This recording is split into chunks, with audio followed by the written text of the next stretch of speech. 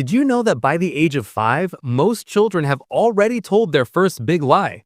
And no, it's not just about sneaking cookies or blaming the dog. According to a Harvard study, the lies children tell are often a window into their fears, their worries, and sometimes their hearts. Imagine that. Your child quietly looking at you, smiling, but hiding a little storm inside. It's not even 8 a.m. and your child's already denying they spilled juice on the carpet. Again. You're standing there with a towel in one hand and a cold coffee in the other thinking, why lie about this? You're 4. But here's the thing. What looks like stubbornness, defiance, or plain mischief is often your child trying to protect themselves from something far bigger than a mess on the floor. Children lie because they're scared. Scared of punishment, scared of disappointment, scared that the truth might make you stop loving them. Yes, even the tiniest humans can feel that weight. Yale researchers have found that children as young as 3 start weighing the risk of telling the truth against the comfort of lying. And it's not evil, it's survival. It's their little way of saying, I'm not ready to handle the consequences, but I need to feel safe. Think about the last time your child fibbed. Maybe they said they didn't eat the candy, or they blamed the sibling for breaking something. The knee-jerk reaction is frustration. Why can't you just tell the truth? But if we pause and look closer, we might see fear. Every lie is a story about what your child doesn't feel safe enough to say. It's emotional Morse code, signals of worry, shame, or hurt. And yes, it can be exasperating. You might find yourself thinking, am I raising a little spy? But instead of frustration, try curiosity. Ask yourself, what are they protecting? And more importantly, what does that tell me about how they see the world and me? Let's take a common example, the I didn't do it lie. On the surface, it's simple. But psychologists explain that children lie to protect themselves from anticipated punishment. If every spilled cup or forgotten chore feels like it could lead to anger or shame, the child learns fast. Honesty equals danger. Their brains are literally wired to survive, and a small lie can feel like a life raft. Here's the twist you may not see coming. The more we react with anger or disappointment, the more their little hearts learn to hide. Every time you raise your voice, their heart learns to hide a little deeper. So that fib about the broken toy, it might actually be your child saying, I'm scared, but I trust you enough to test the waters. Now, if you've ever had moments like these, stay with me, because in the next minute, you might just feel the emotional weight your child has been carrying. Even older children, teens included, use lying as a shield. Research from Stanford shows that adolescence is a time when children are hyper-aware of judgment. They're trying to figure out their place in the world, and sometimes the truth feels too heavy, too exposing. A teenager who says, I didn't cheat on the test, might be less concerned with grades and more with avoiding the emotional fallout of being found out. It's fascinating when you realize that lying is actually a form of communication. A child isn't just hiding the truth, they're signaling discomfort, fear, or an unmet need. And here's a hard-tugging metaphor. Imagine your child's heart as a little glass jar. Each lie is a tiny lid screwed on to keep feelings from spilling over. Some lids are small and harmless, others are heavy, layered, and sticky. And it's your job, as the parent, not to break the jar, but to gently unscrew those lids. Humor helps here too. Let's face it, parenting is messy. If you don't laugh when your 4-year-old claims they didn't touch the glue while their fingers are neon blue, you might cry. But laughter, combined with empathy, becomes a bridge. It tells your child it's safe to reveal the truth, even if it's messy or awkward. So how do we help our children tell the truth without fear? Step 1, check our reactions. Step 2, ask questions that invite honesty, not interrogation. Step 3, create a culture where mistakes are part of learning, not shame. Because when children feel safe, they start trading those fibs for real conversations. And that's when the magic happens.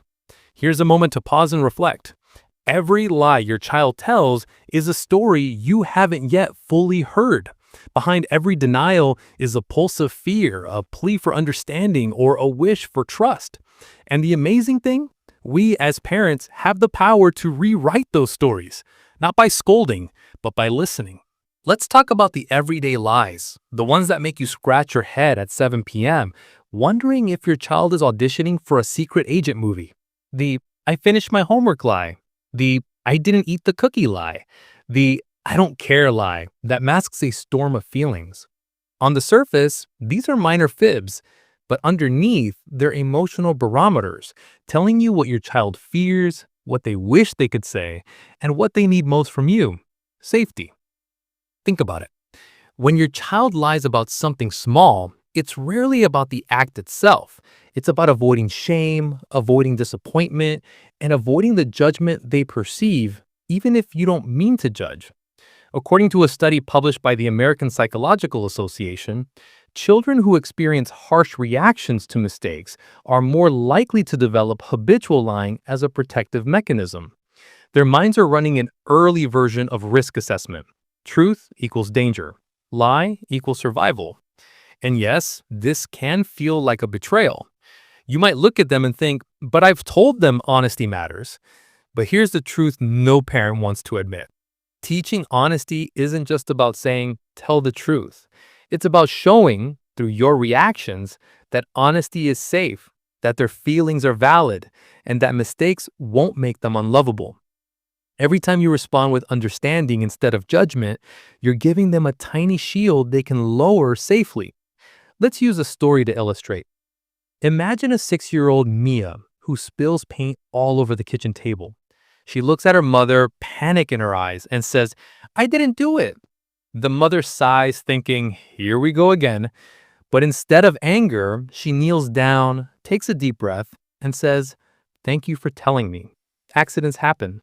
Let's clean it up together." That simple shift, validation instead of punishment, teaches Mia that truth doesn't always come with fear. And over time, that tiny lesson accumulates, replacing the instinct to hide with the habit of honesty. Now, this doesn't mean children won't lie ever again. They will, and that's okay. The goal isn't perfection, it's emotional connection. Every lie is a breadcrumb leading back to something unsaid, something your child can't yet express. And if you follow those breadcrumbs with empathy, you uncover fears, insecurities, and even glimpses of their developing conscience. Here's where humor helps. Let's face it, the lies of childhood can be ridiculous. The dramatic, "I didn't touch the chocolate cake," while chocolate smears the corners of their mouth, that's sitcom material. Laughing gently, not mockingly, allows both parent and child to release tension. It communicates, "I see you, I hear you, and we're okay." Humor softens the heart, making honesty less frightening and more natural. If you're a parent who's ever said, "I don't understand my child," hit that subscribe button, because here we'll listen to the words they can't say. Because truth in children is fragile, and empathy is the bridge. Teenage years are a different kind of battlefield. Lying becomes more strategic, layered, and emotionally charged. A teen might say, "I stayed late at a friend's," when in reality, they've skipped study hall. On the surface, it's rebellion. But look deeper. According to Stanford psychologists, adolescents lie to navigate autonomy, social pressures, and the intense fear of judgment. They're testing boundaries, yes, but they're also asking silently for trust and understanding. So, how can parents respond without escalating fear or distrust? Step 1, curiosity over accusation. Ask open-ended questions. What happened after school today? Instead of, why are you lying? Step 2, reflect feelings, not facts. It seems like you were worried about telling me the truth. Step 3, offer consistent safety. When honesty doesn't lead to punishment, it becomes the easier choice over time. Let's pause to visualize this. Imagine honesty as a delicate plant. Every harsh word, every quick judgment is like a gust of wind knocking it down. Every patient conversation, every gentle laugh, every moment of validation is sunlight and water, letting it grow stronger. And one day, that plant, the habit of honesty, becomes rooted, resilient, and natural. Emotional metaphor alert. Think of every lie as a balloon. It's filled with fear, shame, or worry. If you pop it with anger, the fear escapes violently and leaves a mess. But if you gently untie the knot and release it into understanding, it floats away, leaving clarity and trust behind. By now, you might start noticing patterns in your own child.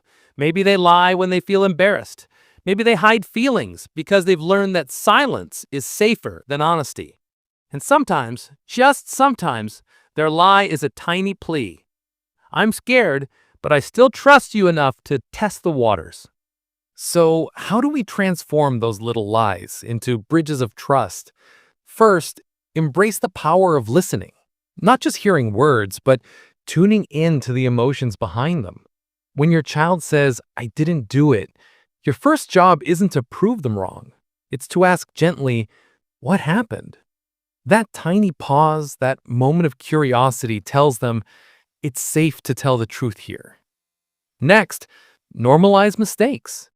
Children lie when they fear consequences, big or small. If they believe that being honest will lead to anger or shame, their brains automatically opt for self-protection. But when honesty is met with calm guidance, children learn that truth isn't dangerous, it's powerful. Think of it as giving them a superpower, the courage to be themselves even when it's messy, complicated, or uncomfortable. Let's revisit a real-life example. 7-year-old Alex accidentally tore a page in his favorite book. Instead of yelling, his mom said, "It's okay, books can be repaired. Thank you for telling me." Alex felt relief. He learned 2 lessons in one. Accidents happen, and honesty is safe. That's the emotional training ground for a lifetime. And yes, there will be relapses. Children will lie again and again. But each time, your response matters. Every gentle correction, every calm conversation, every laugh shared over a small fib is a brick in the foundation of trust. Over time, those bricks stack higher, creating a strong, resilient relationship where honesty feels natural, not scary. Humor remains a secret weapon. Let's be honest, some lies are laugh-out-loud ridiculous. Your toddler swearing they didn't eat the cookie while crumbs trail behind them like a breadcrumb map, it's absurd. Laugh lovingly. This laughter says, it's okay to be human. It's okay to make mistakes, and honesty is safe. Now, for the deeper psychological truth. Lying is not the enemy. Fear is, shame is, anxiety is. When we address those root emotions with empathy and patience, lying naturally decreases. Harvard and Yale studies both point to one consistent finding. Children who feel safe and understood are far less likely to lie compulsively. They're honest not because they're told to be, but because they feel free to be. Reflect for a moment. Every lie your child tells is an invitation to understand, to empathize, and to build trust. Behind each fib is a tiny, vulnerable heart navigating fear and self-expression. And as parents, we hold the unique ability to turn those moments of deceit into moments of connection.